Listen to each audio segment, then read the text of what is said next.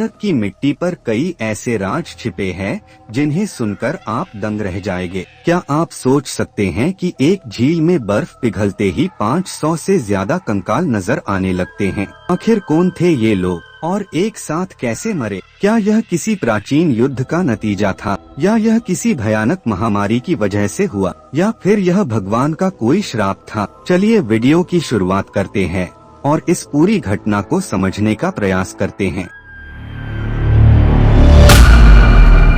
1942 में British forest guard H.K. माधवल जब इस क्षेत्र का निरीक्षण कर रहे थे, तब उन्होंने झील में सैकड़ों कंकाल देखे। सबसे चौंकाने वाली बात यह थी कि ये कंकाल सिर्फ झील के अंदर ही नहीं, बल्कि झील के किनारे भी फैले हुए थे। शुरुआत में यह माना गया कि ये कंकाल जापानी सैनिकों के हो सकते हैं, जो भारत पर आक्रमण के दौरान यहाँ मारे गए होंगे। लेकिन जब वैज्ञानिकों ने इन कंकालों की जांच की, तो यह सिद्ध हुआ कि ये कंकाल 1000 से 1200 साल पुराने हैं।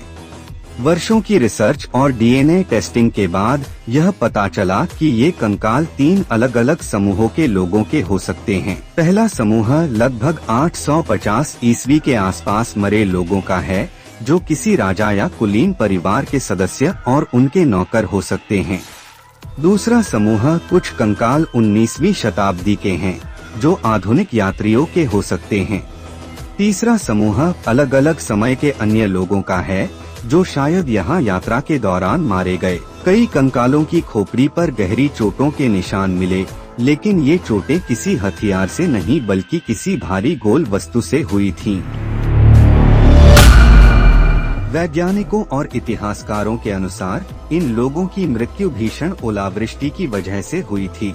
उस समय के यात्रियों के पास कोई मजबूत आश्रय नहीं था। अचानक बहुत बड़े बड़े ओले गिरे, जो क्रिकेट बॉल के आकार के थे। इन ओलों की मार से लोगों की खोपड़ी टूट गई और वे वहीं मर गए। इस घटना के बाद उनके शव झील में गिर गए और ठंड की वजह से सैकड़ों सालों तक सुरक्षित रहे। स्थानीय लोगों के अनुसार कन्नौज के एक राजा यशध्वल अपनी गर्भवती रानी, नौकरों और सैनिकों के साथ नंदा देवी मंदिर की तीर्थ यात्रा पर निकले थे। राजा ने इस यात्रा में भव्य आयोजन और नाच गाने का आयोजन किया, जिससे हिमालय की नंदा देवी नाराज हो गई। देवी ने भयंकर ओलावृष्टि भेजी, जिसने सभी को मार दिया। यह लोक कथा वैज्ञानिक सिद्धांत से मेल खाती है, क्योंकि डीएनए स्टडी में यह पाया गया कि कई कंकालों के सिरों पर भारी ओलों की वजह से चोट लगी थी।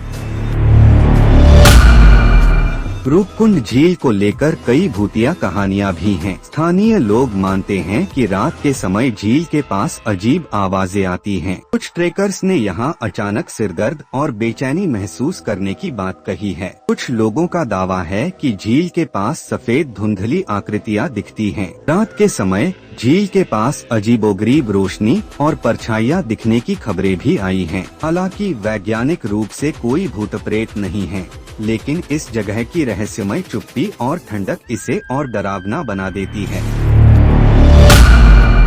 आज भी रूपकुंड झील एक प्रसिद्ध ट्रेकिंग और एडवेंचर टूरिज्म स्थल है, लेकिन बढ़ते टूरिज्म और इंसानों के हस्तक्षेप के कारण कई कंकाल गायब हो रहे हैं। सरकार ने यहाँ की सुरक्षा बढ़ा दी है, ताकि इस ऐतिहासिक धरोहर को बचाया जा सके। रूपकुंड झील का रहस्य अब काफी हद तक सुलझ चुका है। यह न सिर्फ एक ऐतिहासिक स्थान है, बल्कि प्राकृतिक आपदा और मानव इतिहास का अनोखा संगम भी है। लेकिन सवाल अब भी बना हुआ है, क्या सच में देवी की नाराजगी से यह घटना हुई थी? क्या यहाँ कोई अज्ञात शक्ति अब भी मौजूद है, या फिर यह सिर्फ एक प्राकृतिक घटना थी? आपको क्या लगता है? कमेंट्स में अपनी राय जरूर बताएं। ऐसे ही और डरावने जगह के बारे जानने के लिए चैनल को सब्सक्राइब करें और घंटी वाला बटन जरूर दबाएं।